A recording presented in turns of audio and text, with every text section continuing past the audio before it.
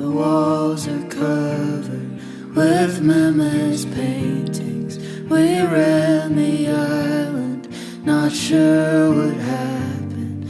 There's always stars and the short walk home. Francis smoking and Christian gone.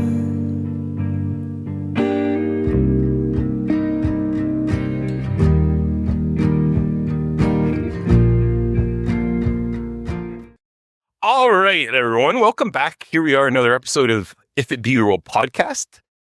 Today, reaching over to Chicago, I'm pulling in Widemouth. I have Mac and I have Jamie here, who are the two, creators, the masterminds behind the band. They have tons of collaborators, I'm sure, but these are the two that I wanted to talk to, and I'm glad that I have them both here with me today. They just put out a record called No Gasoline. Beautiful indie folky, alt country, really nice, deep home feel, a very grounding record. And this record needs to be listened through from head to toe. It's that good. I love how the aesthetic is too, guys. And I love this dueling vocals that you guys play around with. I think that your voices work so wonderfully together, and your lyrical play is super fun as well. So thank you guys, Matt, Jamie. Really nice to meet you guys. I want to start off a little bit kind of individually, and then we'll fuse it together as our conversation evolves. But Mac, I'm going to start with you. Thank you. Yes. Oh, it's a great pleasure. Thank you guys so much for accepting, particularly on a weekend when it's kind of rest time. But this is fun. I had read that you guys kind of were musicians before all this band started, but kind of in a different genre. Can you kind of fill those gaps in of when you started playing music, what kind of genre it was, and on and on? Yeah. So I started playing piano when I was in first grade. And yeah, I in eighth grade switched over to guitar because I started sort of developing my own taste in music and decided I wanted to try writing songs. And most of the songs that I loved were very guitar centric. So yeah, I started learning guitar, and I had a babysitter who kind of taught me. And so her music taste definitely like rubbed off on me. She's like a folk musician. Her name's Justine Bennett. She's amazing. But yeah, so she would teach me all these like we sang Red Dirt Girl quite a bit, the Emmylou Harris song. And yeah, so I definitely like absorbed some of her music taste. And I think that that's kind of like where it started for me. And then in high school, I made an EP with my friend. And that was very much like sort of just Phoebe Bridgers wannabe, like no hate to myself. But yeah, so then I realized I just loved writing music and recording music and wanted to keep doing it. So yeah, I put out a solo record like my freshman year of college. And yeah, I've always had more fun writing and creating with other people. I like get very tired of my own brain. So yeah, a friend and I put up a flyer looking for bandmates. And that's how I met Jamie. That's how we met Lily and our old bassist Levi. Also, yeah. So cool. And were you always like you said, you started writing songs in grade 1? Did I hear that correctly? Or what's that? I started playing music because Okay. And like your first dabbling into writing your own music, was that early on as well? Yeah, it was. I definitely realized I wanted to before I started doing it. Right. But yeah, I think I started trying to write songs in 7th grade. There's a couple videos of Mac at like age 7 or 8 or something, just singing like the Bumblebee, that type of stuff. Well, they say all adventures add to experience, add to our practice, and makes us the musicians we are today, which I think all of the spots that you guys are talking about, or Mac, you specifically are talking about, really brought you to where you are today. And, I'm hearing that kind of like youthfulness in a lot of your music that Widemouth has put out. And very, genuine, and here it is. This is who we are. And I love that about what you guys do. Jamie, what about your beginnings of your musical journey? What were some of those beginning moments that you remember? Thank you for asking. I played clarinet in 7th grade, Nice. and I joined the jazz band. I also played guitar starting in like 4th grade, and I was a jazz guy, frankly. My senior quote in high school was, "Jazz isn't stupid, I swear." Stupid. Jazz isn't stupid, I swear. Yeah. I don't know, was it comma, I swear? It's comma, I swear. Yeah, and it wasn't like a quote from anyone. It was something I made up. I was thinking about, there's a scene in The Office where Dwight and I don't know why I'm talking about The Office, but they're just like, jazz is stupid. Right? Yeah. Anyway. To prove I'm wrong. Oh, yeah. I had that narrative that jazz was stupid. But anyway, I was an upright bass player starting in like 10th grade. And I took it extremely seriously for like 3 years there. Yeah, I would like show up early to school to practice and stay late. And it was pretty much all I did. And then went to college for it. I like auditioned places. So I ended up at Northwestern. And I think the whole way through, the music that made me feel like safe and like connected was, folk. And like there's a lot of Conor Oberst in those like that like early college jazz time. And I was like, I don't think I'm going to be a jazz musician. This is pretty terrible. And yeah, I played guitar all the way through, and then gradually moved towards like, I can play the music that I love. I don't have to do this jazz stuff anymore. Was jazz it's such a great foundational kind of layer to have in your music that you can build upon. Mm-hmm. But what was it about jazz that just didn't connect with you? I mean, I loved playing jazz. It's so like, there's so much energy that you get from each other. And I still love jazz. I listen a lot. But I don't know. I think the reason I didn't I loved the stuff in high school where we would just get to do whatever we want. We had like a little band. We'd go play at restaurants. We were called the Cellar Dwellers. But I think once it got more serious, it turned into this like extremely competitive and very rigid set of like expectations and, a series of competitions basically. So like the future, which is like being broke and playing jazz every night. And it just started to feel like a little bit grim and like not fun anymore. Right. And were you exploring other genres at the same time as you were doing all this jazz work? Like you were alluding to Bright Eyes. Like, yeah, there were other things that were drawing you towards wanting to play. Oh yeah. I mean, the whole way through, there's a lot of Phoebe in there. Big Thief.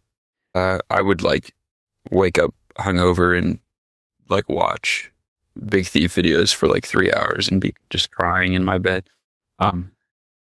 And yeah, I ended up doing this like thing at Northwestern that was like it's called the Meow Band, but it's basically like a big comedy event, and they have this band that plays for like 30 minutes in the middle, like just dance music. So I was like, I put a band together and we played like, the dance pop hits. I'm trying to think, like Boom Boom Pow by Black Eyed Peas. We played that. Plastic. And just like the experience of like playing with a band just for fun and stuff was like thrilling, and I put a pin in it. Yeah. So it was more for pleasure rather than, yeah. Right. Go ahead, Mike. I think it also really has helped with Widemouth. Like Lily, our drummer, also comes from a classical or like a formal training background, and I very much do not. Like, I sort of learned how to play chords before I knew what chords I was playing. And so I think, like, also Jamie's experience of, like, being, like, a band leader, band director, like, can really help. I think we have a wide range of, like, backgrounds with music, and I think that they really can help each other, because I can kind of be like, let's, like, lean back and, like, just feel this out, and you guys can be like, try this in this time signature. Right. And Mac, like, it's hard to find musicians sometimes, right? So you want to form a band, you want to, where do you start? Like, who are you going to find that's going to identify with what you're doing? So you throw this flyer up. And what was the hope behind that? Like, what was your intent that you were thinking when you were like, I want to start a band? Like, what did you want to start? It was honestly it kind of felt like a last resort thing, because I was, like, very, very unhappy at school and felt very unfulfilled by what I was studying and, like, my day to day. And I felt like the biggest thing that was missing was, like, playing music with other people.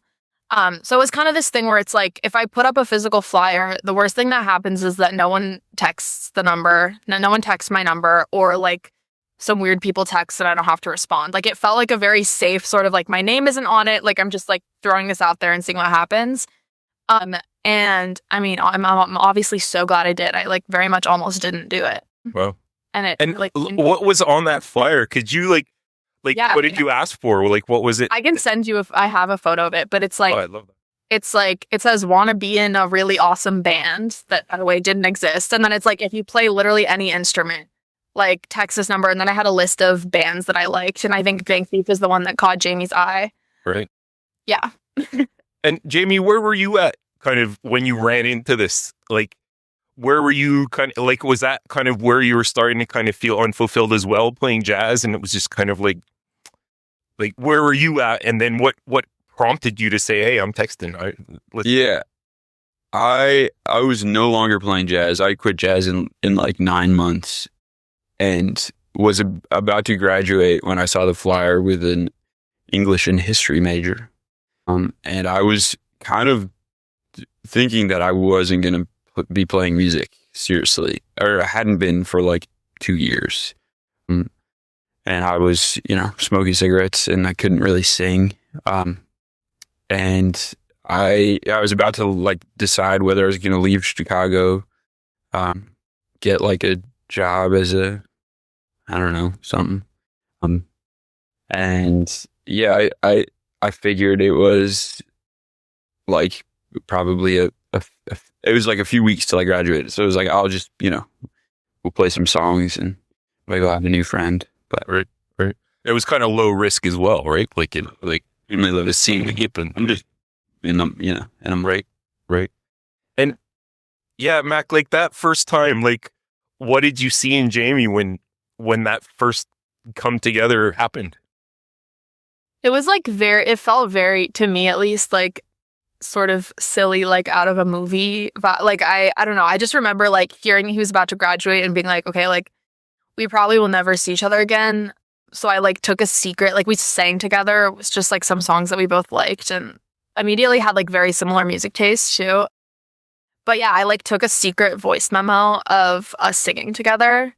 Because I was like, I want to, like, remember what this sounded like, because it felt very, I don't know, I felt like we had chemistry. Like, our voices just, like, complemented each other. And it was a really cool feeling. It's a feeling I haven't really had before. Or in that way, at least. Yeah. Yeah. And then I totally longer that I secretly recorded him. And what did you think, Jamie, about that first, encounter where you shared lyrics together and played together? Yeah. I guess we played a couple of our originals, but no. Yeah. Yeah, no, I mean, it was like, I kind of didn't buy it for some, I was like, I don't know. I think I was reluctant to, like, I felt safe in, like, I'm never going to play music seriously. But I mean, yeah, I think it, like, just based on our actions, like, we took it seriously right away. And we were both, like, kind of blushing. I don't know. It felt very obvious what was happening. Respect. I remember texting him the next day and being like, we should try writing a song together. I feel like it would work. And he was like, okay, like, don't jinx it. And I was like, I'm sorry. I'm sorry, I'll shut up. Right? That's cool. Well, I mean, I can hear what your stories are in your music. Like, I really love how you guys play off of one another. And I was kind of curious of like, how do you guys process that? Like, how does this song come to be when you're both, like, does one of you bring the song in and then the other will, or do you do them together? Or like, what's your process like for writing songs for Widemouth? There's been a few that have happened together, and it's definitely really, really magical and feels like it'll never happen again when it happens. I think mostly one of us will start something like some chords or like chords and a melody, and we do a lot of like, even though we live a block away from each other, we do a lot of like voice memo back and forth sort of stuff. Yeah, and I think that they eventually feel very infused with like both of our. Yeah, a lot of the time, like, we'll end up with one of us will have a verse or a chunk of words, and then our dog is sighing She's just dramatically. But We were putting her to sleep, maybe. yeah, Damn, I guess so boring. yeah. But I think like it's cool to find like resonance in each other's stories. Like, Right.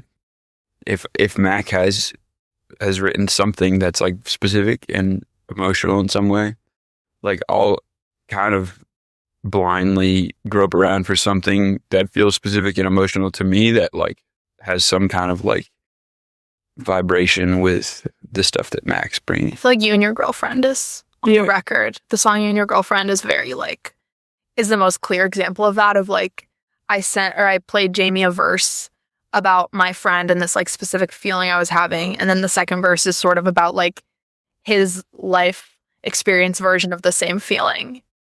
Yeah. And it usually isn't conscious that, you know, like we don't have like the theme written on a whiteboard. But yeah, then like, kind of at the end when we're trying to like finish it and make it clear and done is when we're like, okay, what's going on between these stories? Right. That's really cool. And so No Gasoline came out in May. How did this record come to be? Was this a collection of songs that you guys had just kind of compiling over time? And then headed into the studio and recorded all? And I read that you guys did that intimate thing where you played all together. It wasn't like one piece at a time. It was more of a collective. Can you walk us through a little bit of how No Gasoline came to be? It was an accumulation of songs for sure. We started writing them after we finished the EP that came out before this. And we had, 12 songs and we recorded. Actually, we had probably like 16 and recorded the 12 that we've been playing the most. And yeah, I mean, in terms of recording, I don't remember. It sort of was like a given that we would try to record mostly live. I mean, we talked about this recently, just that we wanted like we were proud of, what we sound like live, like what it sounds like when the four of us are playing in a room together.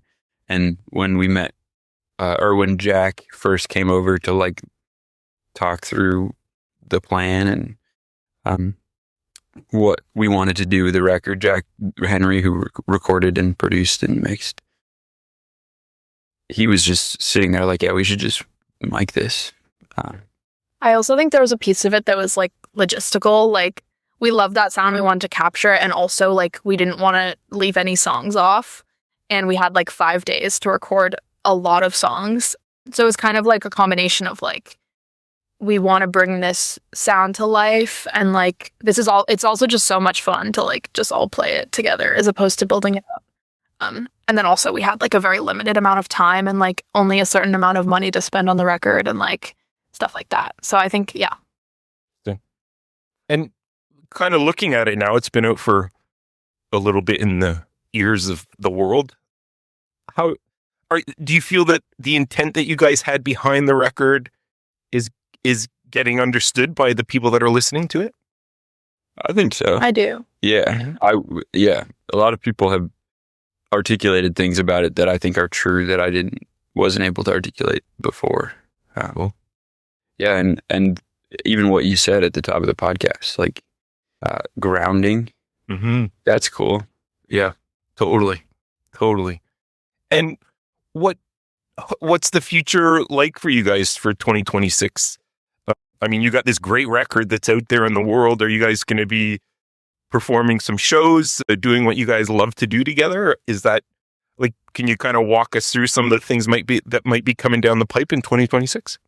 Yeah, we're going to California in less than a month for the first time as a band. I'm from LA, so I'm very excited to play there and have a lot of like family and friends that haven't been able to see us come out. We're going to play in San Francisco as well. And then, we have like a good amount of shows in Chicago this summer. And I think the rest is we're still figuring it out. We've been writing a lot as well. Like we already have a handful of new songs. Hopefully record those at some point. Yeah. I don't think we know. We have no long-term plans. Right? Other than some shows in Chicago and heading over to LA for a little bit. Heading over to LA, yeah. We're playing the Bucktown. We're headlining the Bucktown Arts Festival in August. I'm excited. And I think, we're always trying to find like little weekends and spots that we can put a run together in the Midwest. And I'm from the East Coast, so we try to get out there. And we want to record more music. And maybe another release in... Yeah. Yeah. It's really like, there's not like, I don't know. There's infinite room for growth, obviously, but it does feel like we're currently doing all the things that we like showed up to do. Right. It's just humming right now. Like, yeah. And I love too your perspective that, we're here now, we're doing it, we love it, it's working, and that's where we're at. Like, don't look further ahead than that. I love your living in the moment kind of mindsets. Because the music business is a tough one, right? And there's ups and downs all the way. But I think you guys should be super proud of this release. I'm sure it took a long time and a lot of thought and maybe a lot of smiles and a few tears, but I'm really happy that you guys put this out. I've been loving it. And I really excited to hear that the writing process is ongoing. Means a lot, actually. That's very, very sweet. Yeah, well, I wish you guys a ton of the best, like just go and have fun and keep doing what you're doing. It comes across in your music so beautifully. And coming back to Grounded again, it's an album you put on when you kind of just want to reconnect with yourself a little bit. And it's great. I mean, it's great music as well.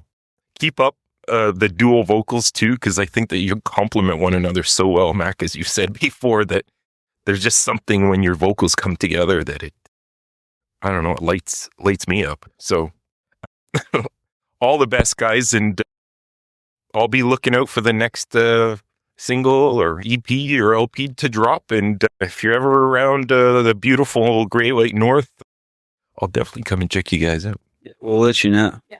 Thank you so much. This is a lot of fun. Thanks, guys. Yeah. Thank you, Chris.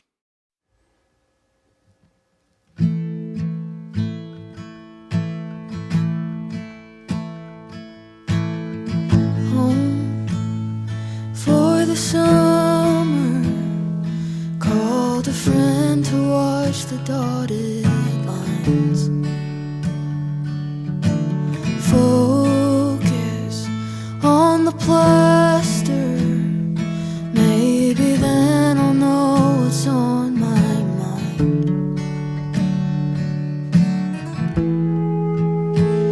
I can see that there's nothing you need but the shoes on your feet and a raincoat.